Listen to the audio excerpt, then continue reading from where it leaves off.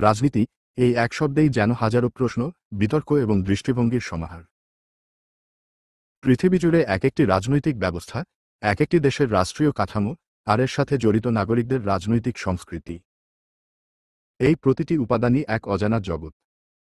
তবে এসব উপাদানের মধ্যে একটি ব্যাপার খুবই গুরুত্বপূর্ণ: কিভাবে একে অপরকে প্রভাবিত করে।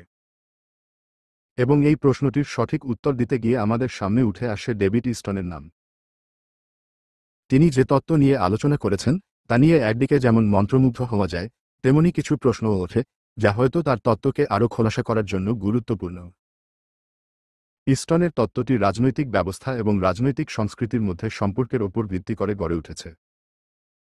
কিন্তু প্রশ্ন হল, এই সম্পর্ক কি সরল, নাকি আরও কিছু আছে যা আমরা সহজভাবে দেখতে পাই না? তবে প্রথমেই জানতে হবে, ইস্টন যখন রাজনৈতিক সংস্কৃতি এবং রাজনৈতিক ব্যবস্থা এই দুটি ধারণার মধ্যে সম্পর্ক তৈরি করেছেন, তখন তিনি আসলে কি বলতে চেয়েছেন? আপনার কি মনে হয় যে রাষ্ট্রীয় কাঠামো গড়ে ওঠে তা নাগরিকদের রাজনৈতিক ধারণা ও আচরণকে প্রভাবিত করে, নাকি নাগরিকদের বিশ্বাস, মতামত, সংস্কৃতির পরিবর্তনই রাষ্ট্রীয় কাঠামোকে নতুন দিকে নিয়ে যেতে পারে? কোন দিকটা বেশি শক্তিশালী, রাষ্ট্রীয় কাঠামো না জনগণের রাজনৈতিক সংস্কৃতি? এটা কি একপক্ষীয় বিষয়, নাকি দুটি উপাদান একে অপরকে পরিপূরক হিসেবে কাজ করে? এখানেই আমাদের শুরু। একটি প্রশ্ন, আর তার সঙ্গেই একের পর এক নতুন প্রশ্ন হাজির হতে থাকে। তাহলে আসুন ইস্টনের এই তত্ত্বের গভীরে প্রবেশ করি এবং তার বিশ্লেষণকে নতুন দৃষ্টিকোণ থেকে দেখি। রাজনৈতিক ব্যবস্থা, কাঠামো ও নীতি। রাজনৈতিক ব্যবস্থা কি? সহজভাবে বলতে গেলে এটি এক দেশের আইন, সংবিধান, শাসন কাঠামো এবং রাষ্ট্রীয় কর্মকাণ্ডের সামগ্রিক কাঠামো। এই কাঠামোই একটি দেশের অভ্যন্তরীণ ও আন্তর্জাতিক কার্যক্রম পরিচালনা করে এবং নাগরিকদের অধিকারের সুরক্ষা দেয়। রাষ্ট্রের আইন, সংবিধান, সরকার, রাজনৈতিক দল, নির্বাচন প্রক্রিয়া সবকিছুই রাজনৈতিক ব্যবস্থার অংশ।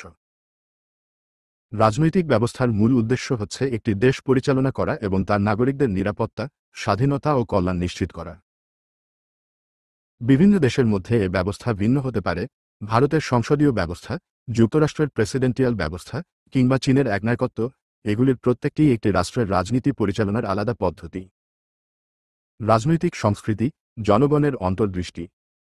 এখন রাজনৈতিক সংস্কৃতি কি? এটি একটি দেশের নাগরিকদের মধ্যে ছড়িয়ে থাকা রাজনৈতিক বিশ্বাস, মনোভাব, ধারণা এবং সাংস্কৃতিক ধারা। রাজনৈতিক সংস্কৃতি হল জনগণের ভেতরের রাজনৈতিক চিন্তাভাবনা, যা এক ধরনের অবচেতন ধারণা হয়ে রাষ্ট্রীয় কাঠামোর সঙ্গে সম্পর্ক তৈরি করে। এটি রাজনৈতিক আদর্শ, দলীয় চেতনা, সরকারের প্রতি বিশ্বাস এবং নাগরিকদের রাজনীতি সম্পর্কে সাধারণ ধারণা নিয়ে কাজ করে। সামাজিক ও সাংস্কৃতিক পরিবেশ, অর্থনৈতিক অবস্থান, শিক্ষার স্তর এসবই রাজনৈতিক সংস্কৃতির অংশ। যেমন একটি গণতান্ত্রিক দেশ যেমন ফ্রান্স বা যুক্তরাষ্ট্রের নাগরিকরা সরকারের প্রতি শক্তিশালী আস্থা রাখে, সেখানে অন্য কিছু দেশে এটি অনেক কম থাকতে পারে।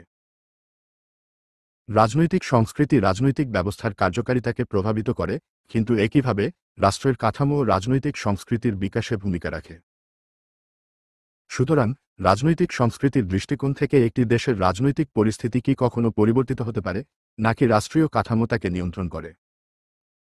ইস্টনের তত্ত্ব, রাজনৈতিক ব্যবস্থা ও সংস্কৃতির সম্পর্ক। এখানে ডেভিড ইস্টনের তত্ত্বের মূল বিষয় আসে।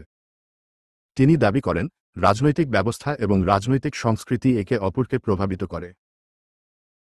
অর্থাৎ যখন আমরা রাজনীতি সম্পর্কে চিন্তা করি, তখন রাষ্ট্রের কাঠামো এবং নাগরিকদের সংস্কৃতি এবং মানসিকতা একে অপরের সাথে সম্পর্কিত এবং এটি একে অপরকে গতিশীল করে। ইস্টনের মতে রাজনৈতিক সংস্কৃতি একটি দেশের রাজনৈতিক ব্যবস্থা চালাতে সাহায্য করে এবং রাজনৈতিক ব্যবস্থার কাঠামো রাজনৈতিক সংস্কৃতির সৃষ্টিতে অবদান রাখে। উদাহরণস্বরূপ, যখন একটি দেশের রাজনৈতিক সংস্কৃতি শক্তিশালী থাকে, যেমন নাগরিকরা রাজনৈতিক কর্মকাণ্ডে অংশগ্রহণ করে এবং সরকারকে সমর্থন জানায়, তখন সেই দেশের রাজনৈতিক ব্যবস্থা বেশি কার্যকর হয়। অন্যদিকে যদি রাজনৈতিক সংস্কৃতি দুর্বল বা বিভ্রান্ত থাকে, তবে রাজনৈতিক ব্যবস্থার কার্যকারিতা হুমকির মুখে পড়তে পারে। তবে প্রশ্ন থেকে যায়, এটি কি একটি একপক্ষীয় সম্পর্ক, নাকি একটি প্রক্রিয়া যেখানে রাজনৈতিক সংস্কৃতি ও রাজনৈতিক ব্যবস্থা একে অপরকে প্রবলভাবে প্রভাবিত করে? সমালোচনা, কোথায় ত্রুটি? এখন আসি ইস্টনের তত্ত্বের সমালোচনা অংশে। অনেক বিশ্লেষক মনে করেন রাজনৈতিক ব্যবস্থা ও রাজনৈতিক সংস্কৃতির সম্পর্কের বিষয়টি সোজা বা সরল নয়। ইস্টনের তত্ত্বে যেভাবে বলা হয়েছে, রাজনৈতিক সংস্কৃতি ও রাজনৈতিক ব্যবস্থা একে অপরকে প্রভাবিত করে, তাতে কিছু সীমাবদ্ধতা রয়েছে। বাস্তব জীবনে অনেক সময় রাজনৈতিক সংস্কৃতি নিজেই একটি শক্তিশালী পরিবর্তনশীল শক্তি হয়ে ওঠে, যা রাজনৈতিক ব্যবস্থাকে নতুন দিকে নিয়ে যেতে পারে। উদাহরণ হিসেবে, অনেক দেশের সুশাসন, গণতন্ত্র এবং নাগরিক অধিকার সুরক্ষার যে সংস্কৃতি গড়ে উঠেছে, তা রাষ্ট্রীয় কাঠামো বা আইন পরিবর্তন হওয়ার আগেই জনগণের মধ্যে প্রতিষ্ঠা হয়ে গেছে। অর্থাৎ, রাষ্ট্রীয় কাঠামো এবং রাজনৈতিক সংস্কৃতি কখনো কখনো একে অপরকে শক্তিশালী না করে, বরং একে অন্যের প্রতি প্রতিক্রিয়া তৈরি করে। এছাড়া, অনেক সময় রাজনৈতিক সংস্কৃতির পরিবর্তন রাষ্ট্রীয় কাঠামোর পরিবর্তনের চেয়ে দ্রুত ঘটে। যেমন, পশ্চিমা দেশগুলোতে নাগরিক আন্দোলন কিংবা সুশাসনের প্রতি জনগণের বিশ্বাস রাষ্ট্রীয় কাঠামোর পরিবর্তনের আগে থেকেই নতুন দৃষ্টিভঙ্গি তৈরি করে। তাছাড়া, আন্তর্জাতিক সম্পর্ক এবং অর্থনৈতিক পরিবর্তনও রাজনৈতিক সংস্কৃতিকে প্রভাবিত করতে পারে, যা রাষ্ট্রীয় কাঠামো পরিবর্তন না করেই সুশাসনের দিকে অগ্রসর হতে পারে। উপসংহার: এক অস্থির সম্পর্ক। ডেভিড ইস্টনের তত্ত্ব যে রাজনৈতিক সংস্কৃতি এবং রাজনৈতিক ব্যবস্থার মধ্যে একটি জটিল সম্পর্ক রয়েছে, তা নিঃসন্দেহে সত্য। তবে, এই সম্পর্কটিকে কখনো একপক্ষীয় বা সরলীকৃতভাবে দেখলে ভুল হবে। রাজনৈতিক সংস্কৃতি এবং রাজনৈতিক ব্যবস্থা একে অপরকে প্রভাবিত করে এবং কখনো কখনো একে অন্যকে একযোগে শক্তিশালী বা দুর্বল করে তোলে। সুতরাং, রাজনৈতিক সংস্কৃতি এবং রাজনৈতিক ব্যবস্থা সম্পর্কের এই দ্বিমুখী প্রকৃতি আমাদের রাজনীতির প্রকৃত কার্যকারিতা ও পরিবর্তনের পথে আরও গভীর চিন্তা করতে বাধ্য করে। এভাবে, ইস্টনের বিশ্লেষণ শুধু রাজনৈতিক বিজ্ঞান নয়, বরং সামাজিক ও সাংস্কৃতিক পরিবর্তনের সঙ্গে রাজনীতি কিভাবে সম্পর্কিত তা বুঝতে সহায়ক। রাজনৈতিক সংস্কৃতি ও ব্যবস্থার এই অস্থির সম্পর্কই আমাদের বুঝতে সাহায্য করবে কেন কখনো কিছু পরিবর্তন দ্রুত ঘটে, আবার কখনো দীর্ঘ সময় নষ্ট হয়ে যায়।